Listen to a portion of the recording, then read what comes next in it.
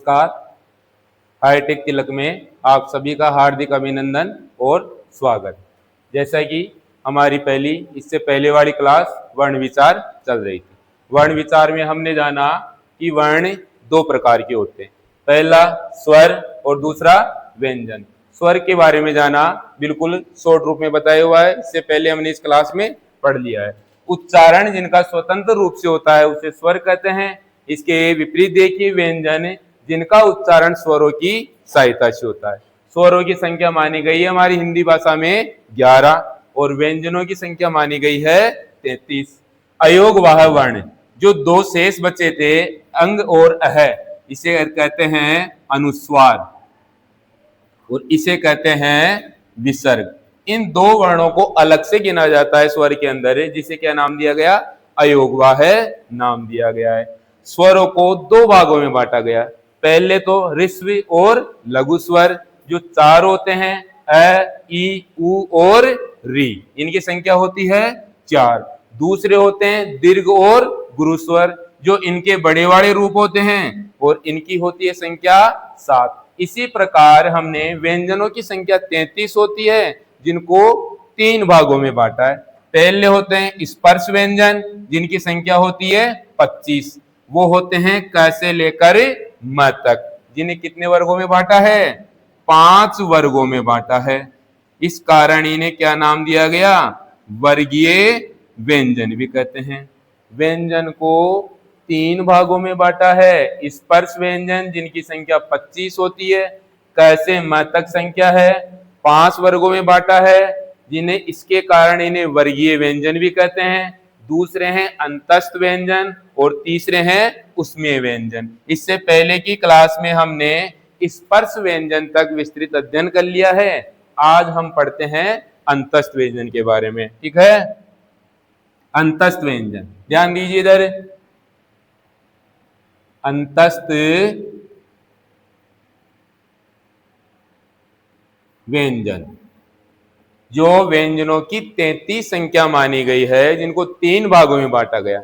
पहला भाग तो था उसमेय व्यंजन, स्पर्श व्यंजन, जिसको हमने पढ़ लिया है। दूसरा भाग है अंतस्थ व्यंजन। अंतस्थ का मतलब होता है अंतःकरण, अंतरात्मा, या हमारे शरीर के भीतर से जो आवाज उत्पन्न होती है, जिसके कारण जो वर्ण प्रकट होते हैं, जो ध्वनि प्रकट होती है, वो कहलाती है अंतस्थ ध्वनि।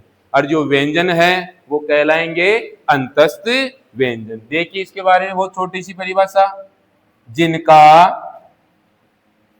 उच्चारण इसके माध्यम से अंतःकरण के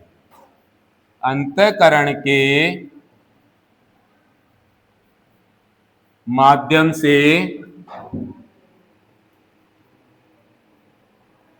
होता हो, उसे क्या कहेंगे? अंतस्थ व्यंजन कहते हैं। अंतःकरण, जिन व्यंजनों का उच्चारण अंतःकरण के माध्यम से, अंतःकरण को कह सकते हैं अंतरात्मा भी कह सकते हैं, या शरीर का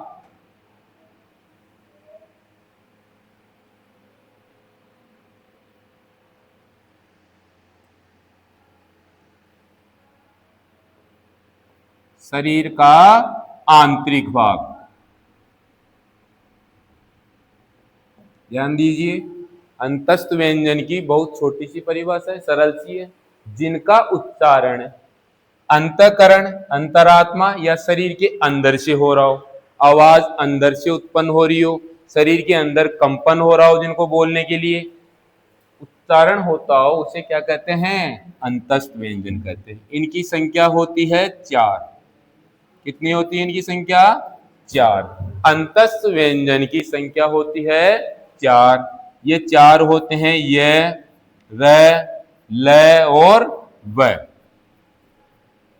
चारों का उच्चारण यदि हम करते हैं तो यहां अपने सीने पे हाथ रखेंगे, तब इनका उच्चारण करेंगे तो हमें एहसास होगा, हमें अनुभव होगा कि हमारे हृदय के आसपास कंपन महसूस हो रहा है। इस प्रकार हम कह सकते हैं कि इनका उच्चारण करते समय हृदय के आसपास कंपन हो रहा है। तो कहां से हो रहा है इनका उच्चारण? अंतःकरण से इनका क्या हो रहा है? उच्चारण हो रहा है। इनकी संख्या होती है 4। इनकी संख्या होती है 4। कौन कौन से होते हैं? य, र, ल और व। इनको हमें अर्ध स्वर कहते हैं। इनको हमें अर्ध स्वर कहते हैं। अर्ध स्वर इसलिए कहते हैं क्योंकि इनका उच्चारण न तो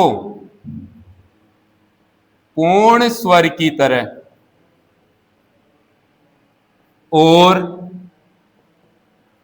न ही पूर्ण व्यंजन की तरह होता है। व्यंजन की तरह होता है, इसलिए इन्हें क्या कह सकते हैं? अर्ध स्वर भी कहते हैं। बहुत इंपॉर्टेंट बात है, ध्यान दो। य, र, ल, व को अंतस्थ व्यंजन भी कहते हैं क्योंकि इनका उच्चारण अंतःकरण के माध्यम से होता है, इसलिए इन्हें अंतस्थ व्यंजन भी कहते हैं। साथ ही इन्हें अर्ध स्वर भी कहा जाता है। साथ ही इन्हें अर्ध स्वर भी कहा जाता है। अर्ध स्वर उन्हें कहते हैं या इन्हें अर्ध स्वर इसलिए कहते हैं क्योंकि इनका उच्चारण न तो पूर्ण स्वर की तरह होता है, इनका उच्चारण न तो पूर्ण स्वर की तरह होता है और न ही कैसे पूर्ण व्यंजन की तरह होता है, इसलिए इन्हें क्या कहते हैं? अर्ध स्वर भी कहते हैं। परीक्षा में यदि अलग से पूछ ले कि अर्ध स्वर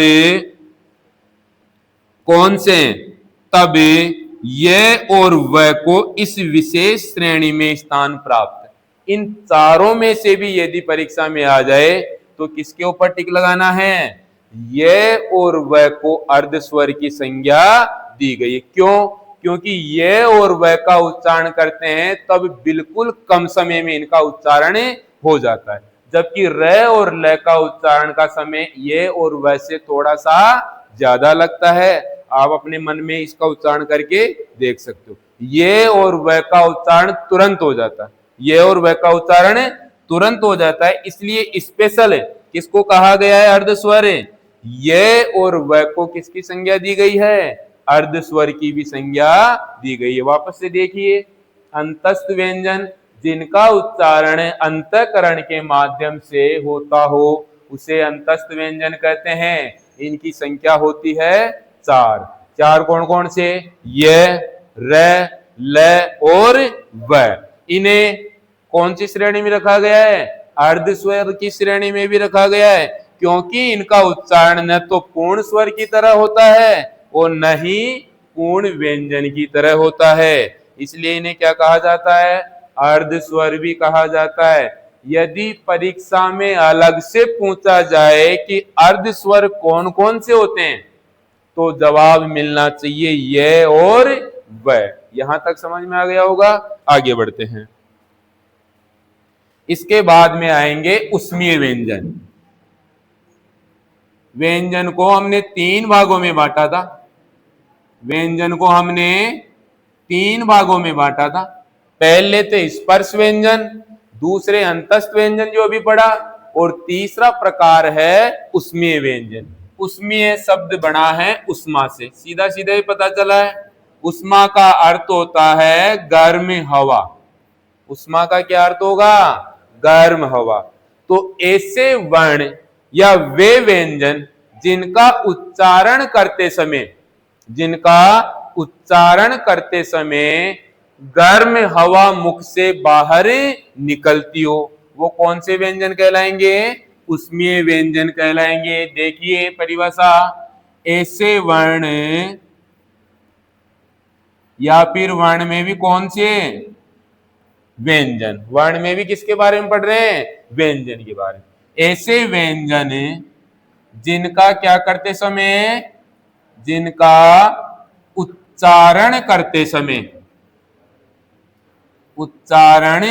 समय वे वर्ण या वे व्यंजन जिनका उच्चारण करते समय मुख से गर्म उष्मा प्रकट होती हो, उन्हें क्या कहेंगे? उन्हें उष्म या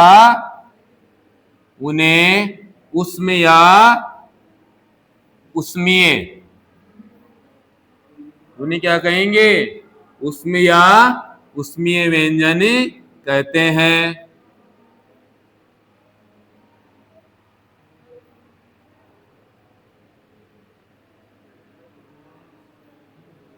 देखो, उष्मीय शब्द में ही परिभाषा छिपी हुई। उष्मीय बना है उष्मा से, और उष्मा का मतलब होता है गर्म हवा, गर्म भाप, गर्म वाष्प। ऐसे वर्ण जिनका उच्चारण करते समय मुख से गर्म उष्मा प्रकट होती हो, गर्म हवा बाहर निकलती हो, उन्हें कौन से? उष्मीय व्यंजन कहते हैं। इनकी संख्या भी होती है 4। उष्मीय व्यंजन की संख्या कितनी? 4 होती है। कौन कौन से? स और है। क्यों कहा है इन्हें उष्मीय व्यंजन? इन चारों वर्णों का, इन चारों व्यंजनों का यदि हम उच्चारण करते हैं तो उच्चारण करते समय या वो अनुभव, वो एहसास करने के लिए हमें अपनी हथेली मुख के सामने रखनी पड़ेगी, और जब इन हम चारों का उच्चारण करेंगे तो मुख से क्या निकलेगी? गर्म हवा बाहर प्रकट होती है। इसलिए इन्हें नाम दिया गया उष्मीय व्यंजन। इनकी संख्या होती है 4। ध्यान दीजिए, वापस से एक बार रिपीट कर रहा हूं। उष्मीय व्यंजन ऐसे वर्ण, ऐसे व्यंजन जिनका उच्चारण करते समय मुख से गर्म उष्मा प्रकट होती हो, उन्हें क्या कहेंगे? उष्मीय व्यंजन कहते हैं। संख्या कितनी होती है? 4। कौन कौन से? स और है। जब इनको बोलेंगे तो मुख से गर्म हवा बाहर निकलती है। इस प्रकार हमने देखा था व्यंजनों की संख्या कितनी मानी थी? 33। ध्यान दो, व्यंजनों की संख्या या मुख्य व्यंजनों की संख्या 33 मानी थी। इन 33 में 25 कौन से आ गए जिनको हमने पढ़ लिया है? स्पर्श व्यंजन। कहां से कहां तक थे? क से लेकर म तक। इसके बाद हमने दूसरे नंबर पे पढ़ा है जिनकी संख्या 4 है, जिन्हें नाम दिया है हमने अंतस्थ व्यंजन। कौन कौन से थे? य, र, ल, व। इसके बाद हमने तीसरा जाना, इनकी संख्या भी 4 है। इनको नाम दिया हमने उष्मीय व्यंजन। उष्मीय व्यंजन स, तीनों प्रकार के स और है। 25, 4 प्लस 4 प्लस ये टोटल हो जाते हैं 33। हमारे सामने बिल्कुल व्यंजनों की संख्या जो 33 मानी गई थी, जिनको 3 भागों में डिवाइड करके हमने पढ़ लिया है, समझ लिया है। अब चलते हैं इसके आगे। इन 33 के अलावा भी व्यंजनों को संयुक्त व्यंजन में भी बांटा गया है। इन 33 के अलावा भी व्यंजनों को संयुक्त व्यंजनों में भी बांटा गया है। संयुक्त का अर्थ ही होता है जो 2 से मिलकर बने। कितने से मिलकर बने? 2 से मिलकर बने। ऐसे वर्ण, ऐसे व्यंजन जो 2 व्यंजनों से मिलकर बनते हैं, उन्हें कौन से व्यंजन कहते हैं? संयुक्त व्यंजन। देखिए परिभाषा, ऐसे व्यंजन जो 2 व्यंजनों से मिलकर बने हो, से मिलकर बने हो, उन्हें व्यंजन की जगह वर्ण भी आ सकता है। उन्हें क्या कहेंगे? संयुक्त व्यंजन कहते हैं। ध्यान दो इधर, ऐसे व्यंजन जो दो व्यंजनों या वर्णों से मिलकर बने हो उन्हें कहते हैं संयुक्त व्यंजन। संयुक्त व्यंजन की संख्या भी 4 होती है। कितनी होती है? 4। संयुक्त व्यंजन भी संख्या में 4 माने गए हैं। कौन कौन से माने गए हैं? 3 तो हमने बचपन में जो वर्णमाला पढ़ते थे, कस त्र ज्ञ, उनको माना गया है। इसके साथ ही एक चौथा वर्ण जो हम श्रीमान में अक्सर प्रयुक्त करते रहते हैं, जिसे कहते हैं स्र। ये चारों वर्ण संयुक्त व्यंजन कहलाएंगे। ये चारों वर्ण संयुक्त व्यंजन कहलाएंगे। क्यों? क्योंकि ये एक नहीं है, ये स्वतंत्र नहीं है, ये दो व्यंजनों से मिलकर बने। कस कैसे बना? क और स से मिलकर क्या बना? कस बना। इसे अक्सर नहीं कहना है, अशुद्ध बोलते हैं। इसे क्या नहीं कहना? हम बोलते हैं अक्षत्रज्ञ। तो इसे कस बोलना है, क्योंकि किस किस से मिलकर बना है? क और स से। जो त्रय शब्द बना है वो मिलकर बना है त और र से। और तीसरा शब्द बना है जय और, जो च चम्मच में 5वां वर्ण आता है जिसे अनुस्वार वर्ण कहते हैं, उससे मिलकर बना है। और श्री वाला ये बना है स और र से मिलकर बना है। इन व्यंजनों को हमने मुख्य व्यंजन अर्थात 33 व्यंजनों में इसलिए सम्मिलित नहीं किया क्योंकि इनको एक एक बार हमने पहले वहां काउंटिंग कर चुके हैं, लेकिन यहाँ ये कितने के समूह में आए हैं? 2 के समूह में आए। इसलिए हमने इनको मुख्य नहीं मानकर 2 के समूह में आने के कारण क्या माना? इन्हें संयुक्त व्यंजन माना है। संयुक्त व्यंजन संख्या में कितने होते हैं? 4। 4 कौन कौन से? कस, त्र, ज्ञ और स्र। मैं फिर से कहना चाह रहा हूं, इस क और स से मिलने के कारण इसका उच्चारण होना चाहिए कस। यदि अक्षय बोलते हैं हम तो वो उच्चारण क्या होगा? गलत। और इसी प्रकार ये जय और पंचम अक्षर से मिलकर बना है ज्ञ। इसका उच्चारण भी ज्ञ नहीं होता, ज्ञ होता है। क्या होता है? ज्ञ, क्योंकि इसका पहला शब्द कौन सा है? ज्ञ है। यदि हम बोल रहे हैं तो वो हम सुविधा की दृष्टि से बोल रहे हैं। यदि ज्ञानी न बोलकर इसको क्या बोला जाए? ज्ञानी बोला जाए। क्या बोला जाए? ये वाला उच्चारण किया जाए तब क्या माना जाएगा? इसको शुद्ध माना जाएगा। ज्ञानी बोल रहे हैं तो हम ग की ध्वनि प्रकट कर रहे हैं। किसकी ध्वनि प्रकट कर रहे हैं? ग की, जो कि वर्णमाला के अनुसार क्या है? गलत है। ज्ञानी को वास्तविक तौर पे क्या बोला जाना चाहिए? ज्ञानी बोला जाए, क्योंकि किससे शुरुआत हो रही है इसके वर्ण की? जैसे शुरुआत हो रही है। ऊपर कौन सा अक्षर आया है? पंचम अक्षर आ रहा है। तो हम ज्ञानी इसको सुविधा की दृष्टि से बोल देते हैं जल्दबाजी में। यदि हमें व्याकरण की दृष्टि से बोले या व्याकरण की दृष्टि से देखिए तो ये वाला क्या माना जाएगा? अशुद्ध माना जाएगा। शुद्ध ध्वनि क्या निकलनी चाहिए? ज्ञानी निकलनी चाहिए। इस प्रकार आपको ये चारों समझ में आ गया होगा। कितने माने गए संयुक्त? 4 माने गए। कौन कौन से? कस, त्र, ज्ञ और स्र। इसके अलावा भी और भी वर्ण होते हैं हिंदी वर्णमाला में। देखिए कौन कौन से होते हैं वो। उन वर्णों को नाम दिया गया है उत्क्षिप्त वर्ण।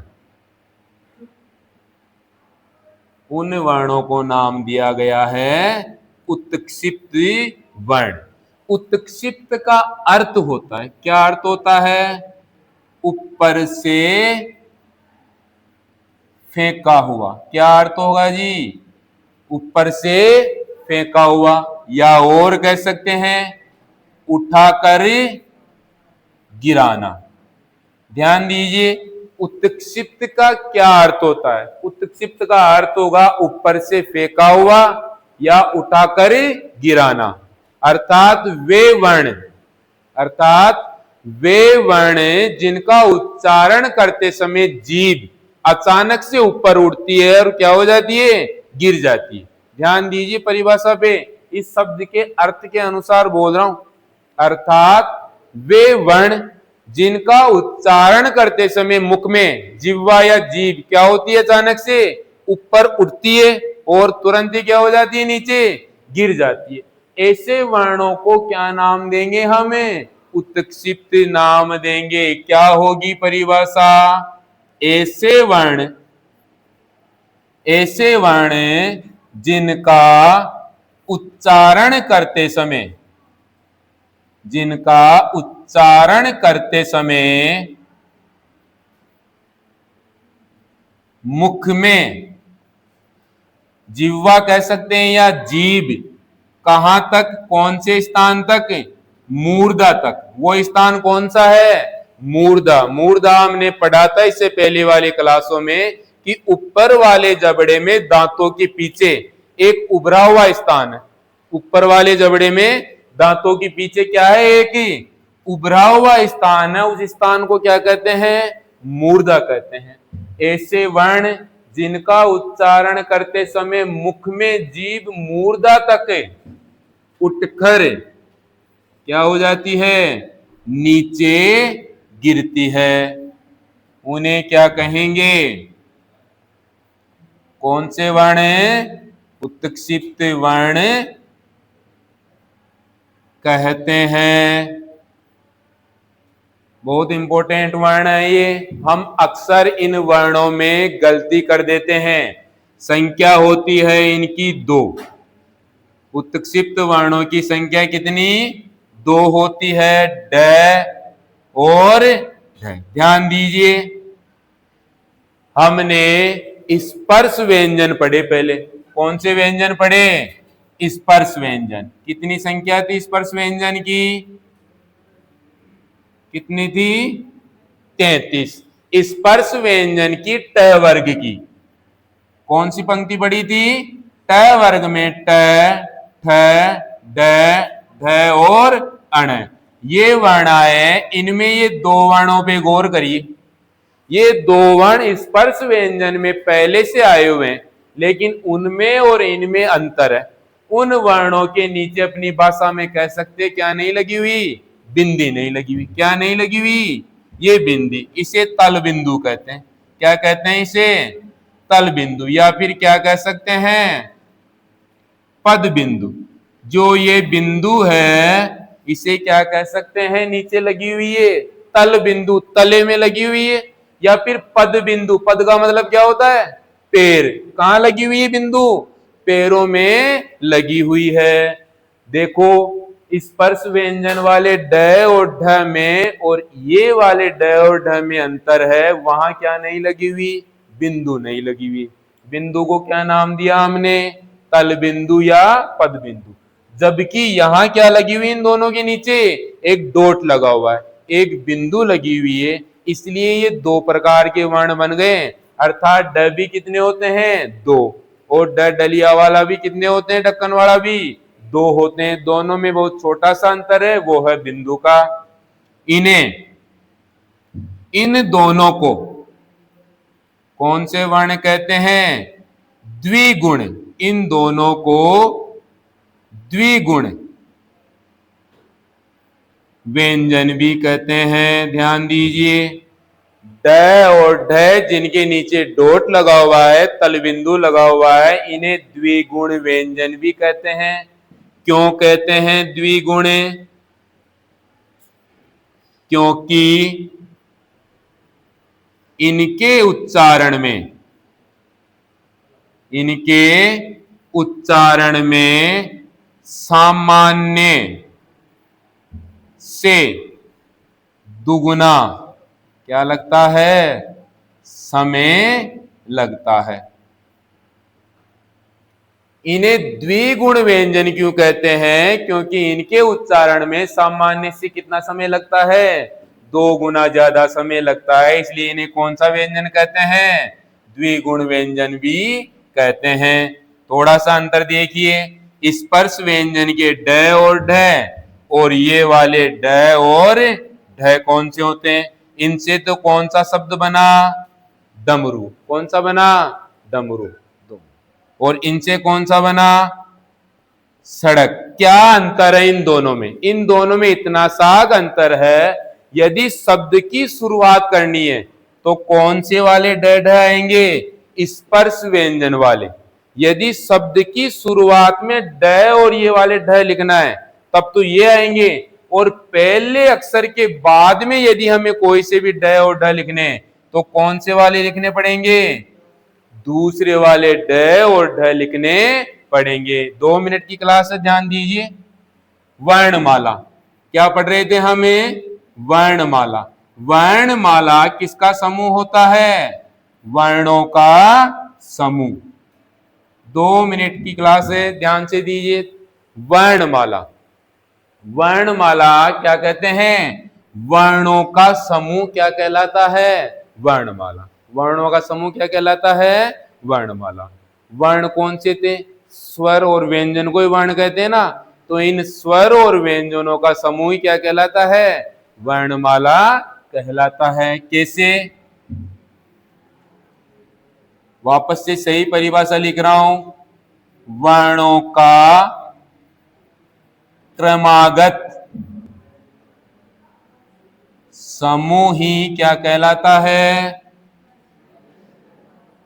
वर्णमाला कहलाता है। इसको ध्यान दो।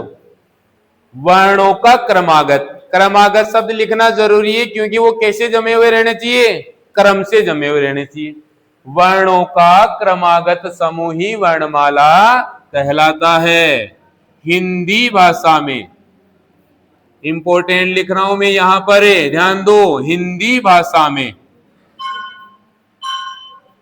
कुल वर्णों की संख्या, हिंदी भाषा में कुल वर्णों की संख्या कितनी होती है?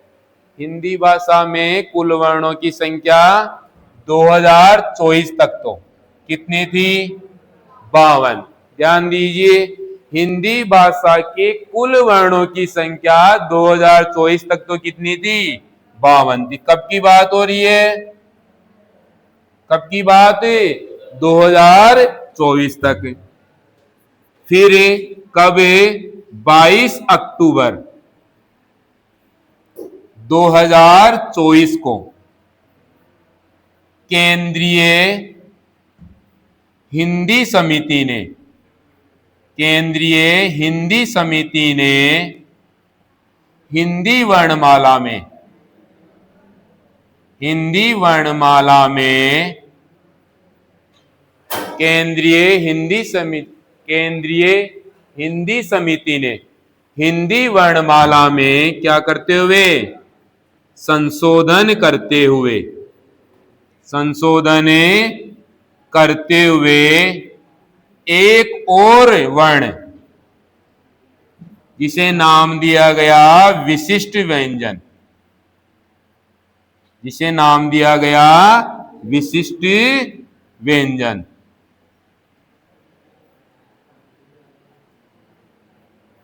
एक और वर्ण जिसे नाम दिया गया विशिष्ट व्यंजन जोड़ दिया।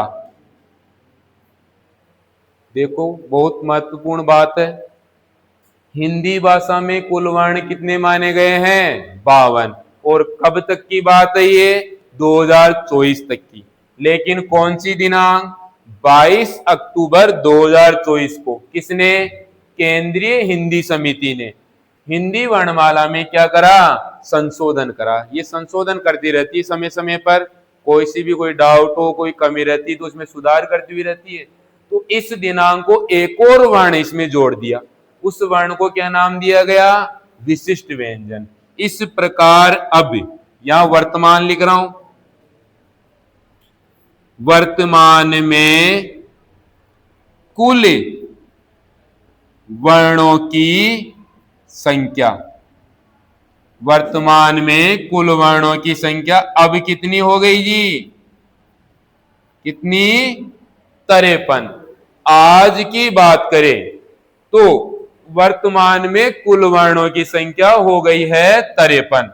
अब कभी भी भविष्य में बोलना है या प्रश्न आ जाए कि हिंदी वर्णमाला में कुल वर्ण कितने होते हैं, तो जवाब मिलना चाहिए 53। वो 53वां वर्ण कौन सा है उसको समझने के लिए देखिए,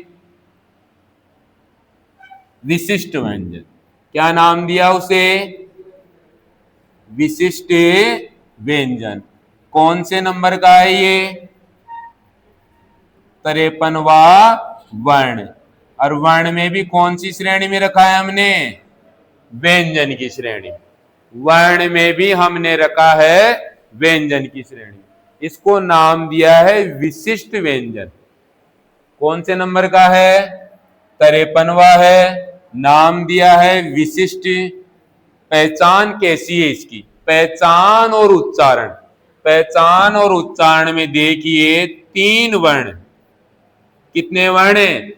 3 वर्णों की सम्मिलित ध्वनि, ल से, अण से और ड से। 3 वर्णों की सम्मिलित ध्वनि आती है इसमें। कितने वर्णों की सम्मिलित ध्वनि आएगी देखने पर? 3 वर्णों की सम्मिलित ध्वनि आएगी। कैसे? जैसे देखो उदाहरण, जैसे हमें मान लीजिए कि ये एक शब्द लिखा हुआ है जिसको कहते हैं नाली। जिसे क्या कहते हैं? नाली। शब्द पे, उच्चारण पे गौर करिए। यहां लिखा हुआ है नाली, लेकिन हरियाणा, राजस्थान और गुजरात, लगभग इन 3 राज्यों में, ग्रामीण क्षेत्रों में, सुनिए वापस से, हरियाणा, राजस्थान, गुजरात, लगभग इन 3 राज्यों में, वहां के ग्रामीण इलाकों में इस ल की ध्वनि ल नहीं निकलकर इन 3 वर्णों से सम्मिलित निकलती है। नाली को नाली नहीं बोलकर गांवों में नाड़ी कहा जाता है। क्या कहा जाता है? नाड़ी। इसी प्रकार शब्द है गाली, इसे गाली नहीं कहकर क्या कहा जाएगा? गाड़ी। क्या कहा जाएगा? गाली। उच्चारण पे गौर करिए। इसी प्रकार किसी के भैया का, किसी के परिवार के सदस्य का नाम क्या है? कालू है, तो इसे कालू उच्चारण न बोलकर क्या बोला जा रहा है? काड़ू। क्या बोला जा रहा है? ध्यान दो, नाड़ी, गाड़ी और काड़ू। हमने उच्चारण ल नहीं किया, उच्चारण तो शुद्ध क्या होना चाहिए? नाली, गाली और कालू। जबकि हम गांवों में उच्चारण करते हैं नाड़ी, गाड़ी और काड़ू। कितनों का एक साथ आ रहा है उच्चारण? 3। भाई ल का भी आ रहा है सुनने में, ध्यान से सुनेंगे तो किसका आ रहा है उच्चारण? ल का भी आ रहा है। और किसका आ रहा है? अण का भी आ रहा है। और किसका आ रहा है? द। तो केंद्रीय हिंदी समिति ने इसका उपचार करने के लिए, इस विवाद को सुलझाने के लिए एक 53वें वर्ण का इसमें समायोजन कर लिया। उस 53वें वर्ण को क्या नाम दिया गया? विशिष्ट व्यंजन। कैसा होता है विशिष्ट व्यंजन? देखो लिखने में हम क्या लिखते हैं? 8। क्या लिखते हैं जी?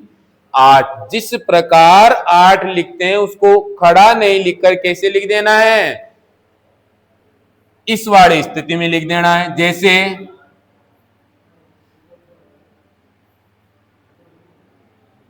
ध्यान दो, 8 को खड़ा नहीं लिखकर क्या लिख देना है? आड़ा लिख देना है। आड़े से मतलब है इसको ऐसे लिख देना है और इसके ऊपर क्या खींच देना है? शिरोरेखा।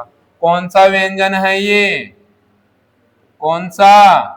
विशिष्ट। कौन सा है जी? विशिष्ट। ध्यान दो, विशिष्ट व्यंजन 53वां वर्ण कैसे लिखेंगे? 8 लिखते हैं ना, उस 8 को खड़ा नहीं लिख के आड़ा लिख देना है और उसके ऊपर क्या खींच देना है? शिरोरेखा। अब ध्यान दो भाई, नाली को ग्रामीण में नाली न कहकर क्या बोला अभी हमने? नाड़ी। तो अभी इस ल की जगह कौन सा वर्ण यूज करना है? कौन सा करना है जी? 53वां वर्ण। अब हम कह सकते हैं कि जो हम बोल रहे नाड़ी उसको कैसे लिखेंगे? ऐसे लिखेंगे। दूसरा शब्द हमने क्या लिया? गाली लिया है। कैसे लिखेंगे? इसी प्रकार क्या लिखा हमने, गाली लिखा। तीसरा शब्द कौन सा लिखा, कालू लिखा। देखो कालू शब्द कैसे लिखेंगे, इस प्रकार कौन सा शब्द लिखा, कालू। ऐसे कई सारे शब्द, मान लीजिए कि क्या बोला मैंने, तमिल, तमिल न बोलकर मैंने क्या बोला, तमिल। क्या बोला, तमिल। यदि मैं तमिल बोलता हूं तो कैसे लिखेंगे इसे, इस प्रकार लिखेंगे। मैं बोलता हूं मलयालम, यदि मैं मलयालम बोलता हूं तो कैसे लिखूंगा, सादा वाला ल आएगा। यदि मैं बोलता हूं मलयालम, क्या ध्वनि आई, मलयालम, तो ल की जगह क्या आ जाएगा, सेकंड वाली ल की जगह ये वाला ल आ जाएगा। आपको समझ में आ गया होगा 53वां वर्ण का उच्चारण कहाँ होता है, जहां कैसी ध्वनि प्रकट हो रही है, ये अन्य प्रकार की ध्वनि प्रकट हो रही है, जिसका अक्षर कैसा है, 8 आडा लिखा हुआ है, जिसके ऊपर क्या लगाई, शुरू रेखा। वापस से देखिए कैसे लिखना है, इसको ऐसे करना है और इसके ऊपर इस प्रकार घुमाना है और ये क्या करना है, सिरो रेखा लगानी है। इस प्रकार ये 53वां वर्ण हमारे सामने है, जिसको उच्चारण के लिए हमारी वर्णमाला में स्थान दिया गया।